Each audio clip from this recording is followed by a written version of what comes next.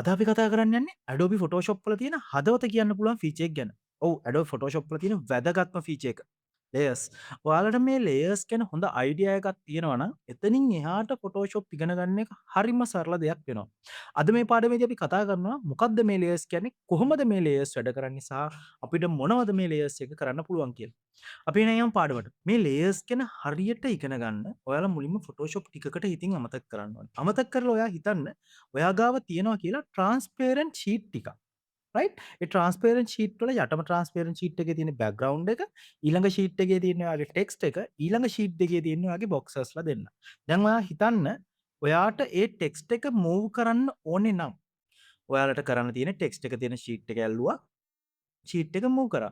ඔයාලට ඒ බොක්සර්ස්ලා දෙන්නම හරවන්න කරන්න එට මෙහෙට කරන්න අවශ්‍යයි නම් ඔයාලට කරන්න තියෙන්නේ බොක්සර් කෙනෙක් ඉන්න ලේයර් එක ඇල්ලුවා නැත්නම් බොක්සර්ස්ලා දෙන්නම ඉන්න ලේයර්ස් දෙක අල්ලගත්තා. ඒට මෙහෙට කරා හැරෙව්වා ඒ ටික කරා. ඔන්න ඔය විදියටම තමයි Adobe Photoshop වල ලේයර්ස් වැඩ කරන්නේ. එතකොට Adobe Photoshop වල ලේයර්ස් කියන කන්සෙප්ට් එක හරිම සරල දෙයක්. නමුත් ගොඩාක් වැදගත් දෙයක්.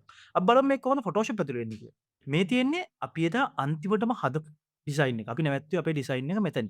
මේ ඩිසයින් එකේ අපිට ප්‍රධාන වශයෙන්ම බලන්න පුළුවන් ලේයර්ස් හතරක් තියෙනවා. ඒ ලේයර්ස් හතර තමයි අපේ බෑග්ග්‍රවුන්ඩ් එක, අපේ බොක්සර්ස්ලා දෙන්න, ඊළඟට අපේ ටෙක්ස්ට් එක.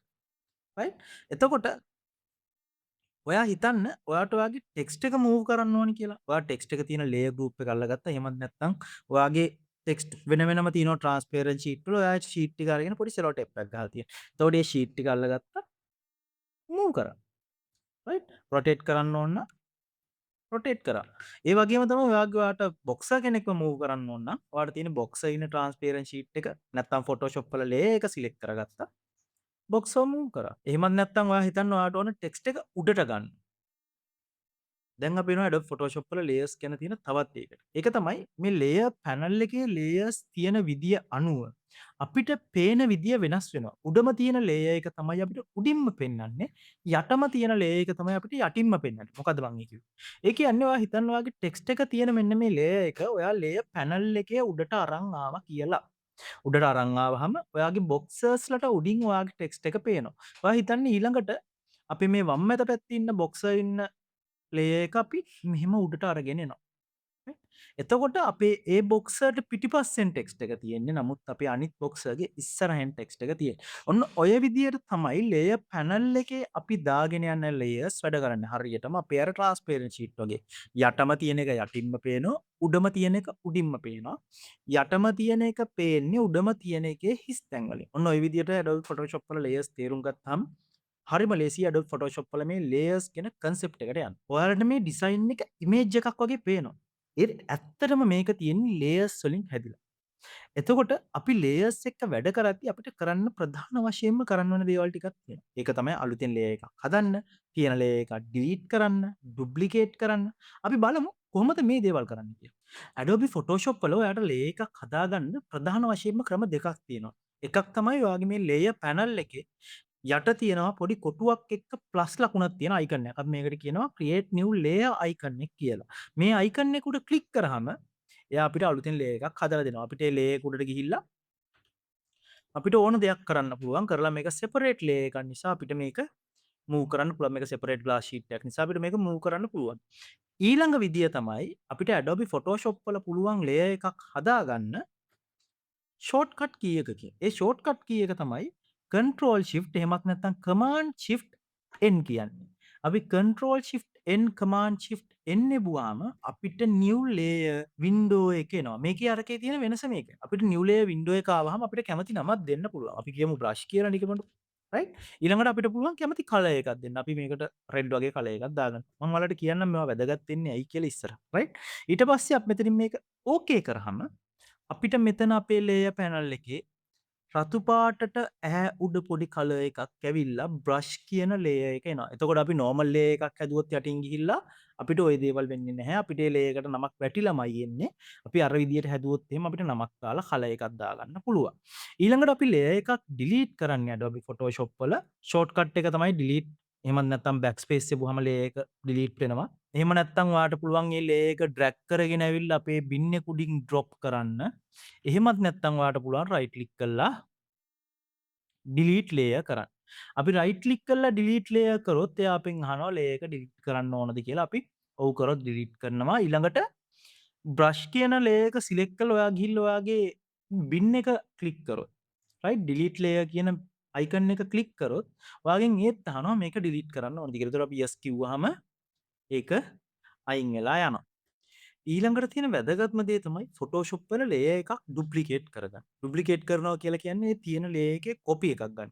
ඔයාලට මතක ඇති අපි කලින් පාඩමේදී මේ බොක්සින් කියන ටෙක්ස්ට් එකේ එකක් හදලා ඒකේ කොපීස් තමයි පල්ලෙහාට ගත්තේ. අන්න ඒ විදිහට කොපීස් හදන්න Photoshop වල තියෙනවා ෂෝට්කට් එකක්. ඒ ෂෝට්කට් එක තමයි control එහෙමත් නැත්නම් command J කියන්නේ. ඒක බුවන් පස්සේ අපිට අපි සිලෙක්ට් කරගෙන ඉන්න ලේයර් එකේ ඩුප්ලිකේට් එකක් දෙනවා. ඒක කරන්න පුළුවන් තව විදියක් තියෙනවා. ඒක තමයි ඔයාට පුළුවන් රයිට් ක්ලික් කරලා ඩුප්ලිකේට් ලේයර් කියන ඔප්ෂන් එකට යන්න. ඒ ඔප්ෂන් එකට ගියාමත් අපි අර අලුතෙන් ලේයර් එකක් හදනවා වගේ අපිට නමක් දෙන්න පුළුවන්. මේකේ තියෙන වෙනස තමයි අපිට පුළුවන් මේකෙම ඕපන් කරලා තියෙන වෙන ඩොකියුමන්ට් එකකට මේක යවන්න. අපි දැනට නිව් කියලා යවමු. අපිට පුළුවන් වෙන ඩොකියුමන්ට් එකකට මේක යවන්න නමක් දාලා ඩොකියුමන්ට් එකට අපි මෙතනින් මේක ඕකේ කරනවා. ඕකේ කරාම එයා ඒ කෑල්ල වෙන ඩොකියුමන්ට් එකකට ගේනවා. මේක පාවිච්චි කරන්න පුළුවන් තැන තමයි අපිට බලන්න මේ පොසිෂන් එකත් එකම වගේ මේ පොසිෂන් වෙලා අයි අපි දාලා තියෙන දේවල් එක්ක යා වෙන ලේයර් එකට යනවා. මේක පාවිච්චි කරන්න පුළුවන් දේ තමයි ඔයා හිතන්න ඔයාගේ තියෙනවා වෝටර්මාර්ක් එකක්. රයිට් අපි අර ෆොටෝස් වලට එහෙම දාන්නේ. ඒ වගේ පොඩි වෝටර්මාර්ක් එකක් තියෙනවා. ඔයා හදන හැම ඩිසයින් එකකටම ඔයාට ඒ වෝටර්මාර්ක් එක දාන්න අවශ්‍යයි නම් ඔයාට පුළුවන් ඔයා හදපු ඩොකියුමන්ට් එකකට ගියා. ඒකෙන් මේක ඩුප්ලිකේට් කරලා ඔයාගේ අලුත් ඩොකියුමන්ට් එකට ඩිරෙක්ට් ඩුප්ලිකේට් කරා.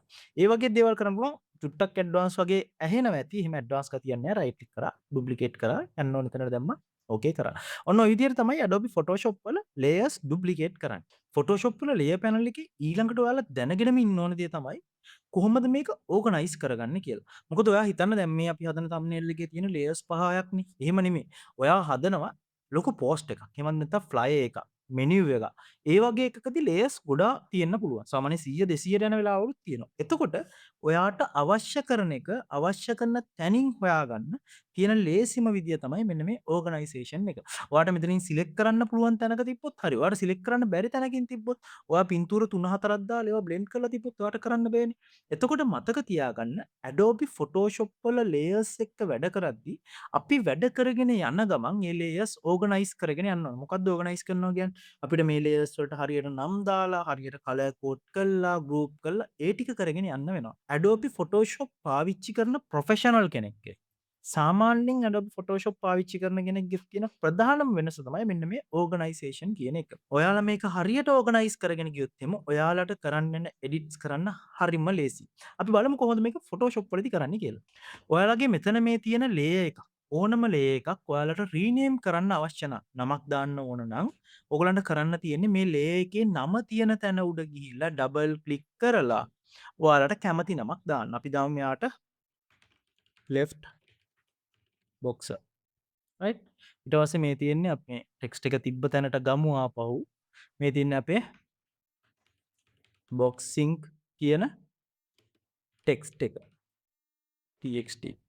right? ඊළඟට මේ ඉන්නේ අපේ right side එකේ ඉන්න boxer. ඊට පස්සේ මේ තියෙන්නේ අපේ background එක. right? ඊට පස්සේ hue and saturation කියලා කියන්නේ අපේ background එකේ color එක change කරපු එක. එතකොට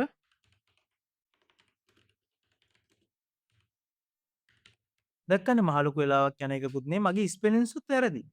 නමුත් මට මේකේ ස්පෙලිංස් බලන්න නෙමෙයි තියෙන්නේ. මට අවශ්‍ය මේකේ මට දෙයක් හොයාගන්න ඕන වුණොත් හොයාගන්න ලේසි විදියකට තියාගන්න.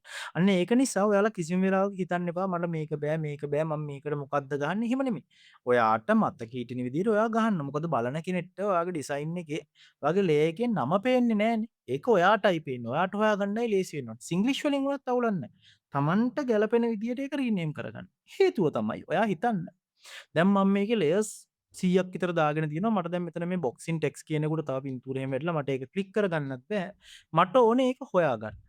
ලේසිම විදිය තමයි මෙන්න මෙතන ලේයර් පැනල් එකේ මේ උඩ තියෙන පොඩි සර්ච් අයිකන් එකක්. ඕකත් එක්ක තියෙන කැලලට අපි කියනවා ලේයර් ෆිල්ටරින් කියලා අපි. පස්සේ කාලෙක හරියට ඒක ගැන කතා කරමු. මේ ලේයර් ෆිල්ටරින් වල තියෙනවා නේම් කියලා එකක්. මෙතනට ගිහිල්ලා ඔයාලට පුළුවන් බොක්සින් කියලා ගහුවම බොක්සින් ටෙක්ස්ට් සෙට් එක එනවා. නැත්තම් දැන් අපි මෙතන වැරදියට ගහපු එක තියෙන HEU මම HEU කියලානේ හියු ගැව්වේ. අපි ඒක ගැව්වොත් අපිට hue and saturation එක එනවා. ඊළඟ දේ තමයි ඔයා හිතන්න ඔයාගේ ස්මාර්ට් ඔබ්ජෙක්ට්ස් ටික විතරක් ඔයාට ගන්න ඕන නම් ඔයාට මෙතනින් kind වලට ගියාම ඔයාට ස්මාර්ට් ඔබ්ජෙක්ට් ටික විතරක් බලන්න ඕන නම් ඔයාට ඒ ටික විතරක් බලන්න පුළුවන්. ටෙක්ස්ට් ටික විතරක් බලන්න ඕන නම් ටෙක්ස්ට් ටික විතරක් බලන්න පුළුවන්. ඇඩ්ජස්ට්මන්ට් ලේයර්ස් ටික විතර නම්. පික්සල් ලේයර්ස් තියෙනවා නම් ඒ ටික විතර නම්. එහෙම ඔයාට ඒ ටික ඔක්කොම හරියට ෆිල්ටර් අවුට් කරලා බලන්න පුළුවන්. ඔයා හරියට මේක මැනේජ් කරගෙන ගියොත්. ෆොටෝෂොප් වල ලේයර් මැනේජ්මන්ට් ගැන කතා කරද්දි කතා කරන්න ඕන දේ තමයි ලේයර් ගෲප්ස් කියන්නේ. අපි මේක මීට ඉස්සෙල්ලා පාවිච්චි කරා. මේ තියෙන්නේ අපේ ටෙක්ස්ට් එක දාලා ගෲප් එකකට. මේක අපි ගෲප් එකකට දාගත්තේ අපිට මේ ටෙක්ස්ට් එක මූව් කරනකොට එකට මූව් වෙන්න ඕනේ. ඔපැසිටි එක හදනවා නම් එකට ඔපැසිටි එක හැදෙන්න ඕනේ. අපි මේක හයිඩ් කරනවා නම් ඒක එකට හයිඩ් වෙන්න ඕනේ. අනිත් එක තමයි මට ඒක අමතක වුණා. මේ තියෙන්නේ මෙතන අයි අයිකන් එක. ඒ කියන්නේ ඇහැක අයිකන් එකක් තියෙන්නේ. මේ අයිකන් එක පේනවා නම් ඔයාගේ ඒ තියෙන ලේයර් එක ඔයාගේ canvas එකේ පේනවා. ඔයා ඒ අයිකන් එක උඩ ක්ලික් කරලා ඒක හයිඩ් කරොත් ඔයාගේ ලේයර් එක ඔයාගේ canvas එකෙන් යනවා. මේකෙන් තමයි අපි සාමාන්‍යයෙන් අපේ ලේයර් එකේ visibility එක බලාගන්නේ. දැන් අපි හිතමු අපිට මේ ටෙක්ස්ට් එක තව පොඩ්ඩක් හරියට පොසිෂන් කරගන්න ඕනේ. boxes ලා ඉන්න පේන්නේ නැහැ. ඔයාට පුළුවන් ඒ දෙන්නව හයිඩ් කරලා මෙයාව ගෙනල්ලා මෙහෙම තියාගන්න. රයිට්. ඊට පස්සේ ඔයාට හිතෙනවා මෙයාගේ අතින්ද මෙයාගේ අත පේන්නේ නැහැ. මෙයාගේ අත හරියට බලන්න ඕනේ. අයින් කරලා බැලුවා. ඊළඟට ඔයාට ඕන වෙනවා මේ බොක්සින් කියන ටෙක්ස්ට් එක විතරක් බලන්න බෑග්ග්‍රවුන්ඩ් එක අයින් කරලා. ඒක කරන්නේ අපි කන්ට්‍රෝල් ඔබාගෙන. ගිහිල්ලා මේ ටෙක්ස්ට් එක උඩ ක්ලික් කරොත් එයා සෝලෝ වෙනවා. සෝලෝ වෙනවයි කියන්නේ ඒ ලේයර් එක විතරක් අපිට පේනවා. රයිට්. ඊළඟ දේ තමයි මේක ආවේ Adobe Photoshop වල ටිකක් අලුතෙන්. ඔයා ඒ විදිහටම කන්ට්‍රෝල් එක ඔබාගෙන. ඔයාගේ මේ ලේයර් එකේ තියෙන thumbnail එක උඩ ක්ලික් කරොත් එයා ඒ thumbnail එක zoom කරනවා. අපි නිකන් උදාහරණයකට බලමු. අලුතෙන් ලේයර් එකක් ගත්තා අරගෙන අපි මෙහෙම පොඩි ඩොට් එකක් තියෙනවා. රයිට්. දැන් මට මේ ඩොට් එක zoom කරලා බලන්න ඕන නම් මම කරන්නේ කන්ට්‍රෝල් ඔබාගෙන ඒ thumbnail එක උඩ මෙහෙම ක්ලික් කරනවා. ක්ලික් කරාම මට ඒ ඩොට් එක පේනවා. ඔන්න ඔය විදිහට ලේයර් පැනල් එකේ නැවිගේට් කරන හැටිත් පොඩ්ඩක් ඔයාලා දැනගන්න ඕනේ. අනිත් දේ තමයි ලේයර් පැනල් එකේ විසිබිලිටි එක වැඩ කරන්නේ කොහොමද කියලා දැනගන්නත් ඕනේ.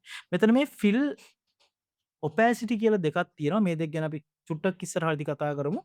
ඊළඟ ටික තමයි මෙන්න මේ බ්ලෙන්ඩින් මොඩ්ස් අපි ඒව ගැනත් කතා කරමු. මේකෙදි අපි ගෲප් එකක් හදාගන්නේ. ඔයාට ගෲප් කරන්න ඕන ලේයර්ස් ටික ඔයා ඉස්සෙල්ලා සිලෙක්ට් කරගන්නවා. අපි හිතමු අපිට අපේ බොක්සර්ස්ලා දෙන්නව එක ලේයර් ගෲප් එකකට දාගන්න ඕන. අපි ඒ දෙන්නව මෙහෙම සිලෙක්ට් කරගත්තා. රයිට් ක්ලික් කරා new group from layer. එහෙම ගියාම අපිට එනවා අර වගේම වින්ඩෝ එකක්. අපිට මේකට කැමති නමක් දාලා කැමති කලර් එකක් දාලා මේක ගෲප් කරගන්න පුළුවන්. මේක කරන ෂෝට්කට් එක තමයි control එහෙමත් නැත්නම් alt G. එබුවම මෙයා ගෲප් එකක් වෙනවා. හැබැයි ටෙක්ස්ට් වැටෙන්නේ කලර් වැටෙන්නේ නැහැ. අපිට ඒක පස්සේ කරගන්න පුළුවන්. ටෙක්ස්ට් එක උඩ ඩබල් ක්ලික් කරා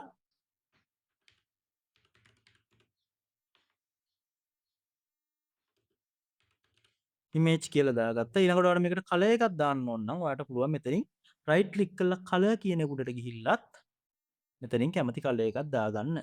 වැරද්දක් නැහැ. ඊළඟට ඔයාලට ගෲප් ආපහු නෙස්ට් කරන්න පුළුවන්. ඒ කියන්නේ මේ ගෲප් එකක් කියන්නේ අපි කම්පියුටර් වල පාවිච්චි කරන ෆෝල්ඩර් එකක් වගේ. ෆෝල්ඩර්ස් ඇතුළට ෆෝල්ඩර්ස් දාන්න පුළුවන් වගේ අපිට පුළුවන් මේ ගෲප් දෙකක් එකට එකතු කරන්න. අපි මේ දෙක එකතු කරලා ආපහු control G alt G එබුව එයා ආපහු ගෲප් එකක් එනවා. ඒ විදිහට මේක හරියට මැනේජ් කරගෙන හරියට ඕගනයිස් කරගෙන ගියාම ඔයාලට හරියම ලේසි මේ ලේයර් පැනල් එකත් එක්ක වැඩ කරන්න. රයිට්. අපි දැන් ලේයර් පැනල් එකේ තියරිස් ටික හරියට පොඩ්ඩක් බලාගෙන ලේයර් පැනල් එක පොඩ්ඩක් අතපත ගෑවනේ. අපි යමු අපි දැනට කරලා තියෙන ඩිසයින් එක තව පොඩ්ඩක් ඉස්සරහට අරන් යන්න. මේ ඩිසයින් එකේ දැන් මට ඕනේ මේ බොක්සර්ස්ලා දෙන්නවා තව පොඩ්ඩක් ඉස්සරහට තව ටිකක් ඉස්සරහට සෙපරේට් වෙන්න බෑග්ග්‍රවුන්ඩ් එකෙන් පොඩ්ඩක් සෙපරේට් වෙලා පේන්න හදාගන්න. ඒක කරන්නේ ඔයාගේ මෙන්න මෙතන මේ ඇඩ්ජස්ට්මන්ට් ලේයර්ස් වලට ගිහිල්ලා ග්‍රේඩියන්ට් කියන එකට යනවා. රයිට්. මේක මේ ෆොටෝෂොප් වල අපි කරන දේවල් කරන්න විදි ගොඩක් තියෙනවා. එකම විදියක් නෙමෙයි. මේ මම පුරුදු වෙලා තියෙන විදිය මීට අමතරව තියෙන විදිහත් මම ඔයාලට ඉස්සරහට කියලා දෙන්නම්. Tamanට ලේසි විදියක්, Tamanට හොඳ කන්ට්‍රෝල් එකක් තියෙන විදියක් බලන්න. අපි මේකට සාමාන්‍යයෙන් බ්ලූ කලර් එකක් දාගමුකෝ. මෙන්න මේ වගේ එකක් දාලා මේක රේඩියල් කරලා නෑ. මේ බ්ලැක් ඇන්ඩ් වයිට් එකක් දාමු. මේ වගේ එක පොඩි ට්‍රාන්ස්පරන්සි එකක් එක තියෙන එකක් දාලා පොඩි අපි යමු ලයිට් කලර් එකකට වගේ ගිහිල්ලා මේක ස්කේල් එක මම මේ මේ දැන් අපි පාවිච්චි කරන්නේ මේකට කියන්නේ ඇඩ්ජස්ට්මන්ට් ලේයර්ස් කියලා. අපි ඇඩ්ජස්ට්මන්ට් ලේයර්ස් ගැන වෙනම පාඩමක් සම්පූර්ණයෙන් කතා කරනවා. මම මේ දැනට ඔයාලට ඩිසයින් එක පොඩ්ඩක් කරගන්න අවශ්‍ය කරන දාන්න තමයි කියලා දෙන්නේ. රයිට්? අපි ග්‍රේඩියන්ට් ෆිල් එකක් දැම්මහම මේ ග්‍රේඩියන්ට් කියන එක උඩ ඩබල් ක්ලික් කරාම අපිට පුළුවන් ග්‍රේඩියන්ට්ස් වලට යන්න. මේකේ බේසික් ග්‍රේඩියන්ට් වල තියෙනවා සාමාන්‍යයෙන් black and white, transparent and white. ඊළඟට මේ black and white එකක් තියෙනවා මේක වෙනස් වෙන්නේ නැහැ. මේ දෙකේ වෙනස තමයි මේ තියෙන්නේ foreground background. foreground background කියලා කියන්නේ මෙන්න මේ tool bar එකේ මෙතන තියෙන්නේ මේ පාට දෙකක් නිලුයි කළුයි. මේකේ නිල් පාටට අපි කියනවා foreground color එක කියලා. කළු පාටට අපි කියනවා background color එක කියලා. මේකේ colors දෙක reset කරගන්න පුළුවන් අපිට D එකෙන් colors දෙක මාරු කරන්න පුළුවන් උඩයට. X එකෙන් මේ foreground background colors කියන එකත් පොඩ්ඩක් ඔළුවේ concept එකක් විදිහට තියාගන්න. මේකත් Photoshop වල ගොඩාක් තැන්වලදී පාවිච්චි වෙන දෙයක්. right. අපි මේක දාගත්තා. දැන් මම පස්සේ අපිට මෙතනින් ඕනනම් මේක එහෙට මෙහෙට කරලා අපිට අවශ්‍ය කරන විදිහට ඒ ඉෆෙක්ට් එක හදාගන්න පුළුවන්. අපි gradient එක හදාගන්න පුළුවන්. ඊට පස්සේ මෙතන මේ style කියන එකේ තියෙනවා radial, linear, angle, reflected, diamond ඔය වගේ එක එක නම් ටිකක්. මේවායින් වෙන්නේ මේ gradient එක වැටෙන විදිය වෙනස් වෙන එක. right. එතකොට radial කියන gradient එකෙන් වෙන්නේ මැද ඉඳන් වටේට යනවා. linear කියන gradient එක එක පැත්තක ඉඳන් අනිත් පැත්තට colors දෙකට මාරු වෙනවා. අපි මේක ගැන ඉස්සරහට හොඳටම කතා කරමු. අපි ඒ ගැන හිතන්නේ නැතුව අපි මේක ඕකේ කරගන්න. ඊළඟට අපි layers ගැන ඉගෙන ගත්තා. අපේ layer panel එකේ තියෙන විදිය අනුව තමයි මේක බලපෑම කරන්න කියලා. ඒ කියන්නේ මේ layers තියෙන පිළිවෙලට තමයි මේක වැඩ කරන්නේ කියලා. ඒකින්ද අපිට text එකට මේ effect එක අවශ්‍ය නැති නිසා අපි text එකෙන් යටට අපේ gradient fill එක දාගන්නවා. ඊළඟට අපි මේකට double click කරලා නමක් දාගන්නවා. light blue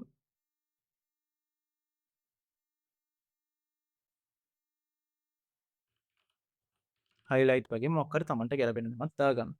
දාගෙන මේ layer එකේ අපි පොඩ්ඩක් opacity එක එහෙ මෙහෙ කරලා අපිට ඒක අවශ්‍ය කරන ගානට හදා ගන්නවා. ඊළඟට මේකේ blend mode කියලා කියනවා. blend mode කියලා කියන්නේ layer එකක් යට තියෙන layers එක්ක කොහොමද එකට එකක් blend වෙන්නේ, එකට එකක් කොහොමද වැඩ කරන්නේ කියන එක අපිට define කරන්න පුළුවන් විදි තියෙනවා. මම හිතන්නේ 26ක් 27ක් තියෙනවා. මේකෙන් ගොඩාක් දුරට පාවිච්චි වෙන්නේ screen එකයි multiply එකයි. multiply එකේදී වෙන්නේ ඩාර්ක් වෙනවා. ස්ක්‍රීන් එකේදී ඒක ලයිට් වෙනවා.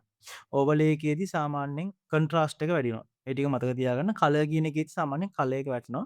මම දැනට මේක ස්ක්‍රීන් කියන එකට දාගන්නම්. අපි මේ ගැන වෙනම පාඩමකදී සම්පූර්ණ සෙට් එක ගැනම කතා කරමු. මේ එක එක ඒවා වැඩ කරන්නේ එක එක විදිහට. ඒ හින්දා ඒක හරියට කතා කරන්න ඕන දෙයක්.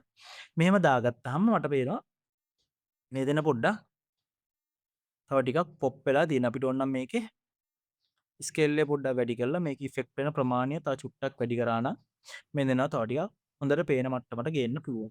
ඊළඟ දේ තමයි දැන් අපිට මේකට ටෙක්ස්ට් එකක් දාන්න ඕනනේ. නැත්නම් අපි දන්නේ නැහැනේ කවුද ගහගන්නේ කොහෙද තියෙන්නේ මොකුත් දන්නේ නැහැනේ. ඒක කරන්නත් පුළුවන්. මම තවත් gradient adjustment layer එකක් දාගන්නවා.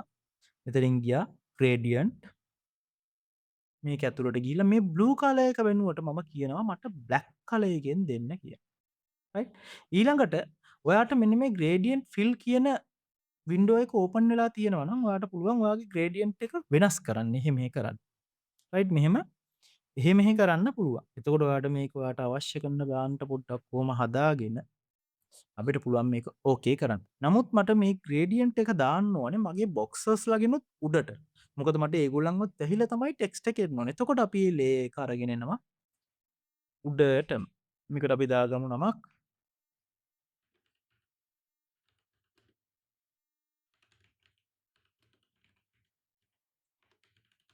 මගේ නමක් දාගමු. ඔයගලන්ට කැමති දේවල් නම් දාන්න පුළුවන්. හරි. මේ වගේ දාගමු. දාලා මට හිතෙනවා මේක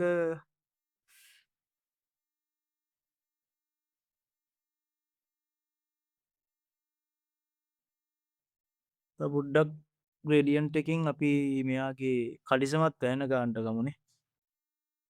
ඔන්න ඔය ගානට විතර ගත්තා නම් හොඳයි කියලා මේ වටෙත් පොඩ්ඩක් ඒතර ඩාර්ක් වේගෙන එනවා. අර දෙන්නව ගානට ෆ්‍රේම් වෙනවා.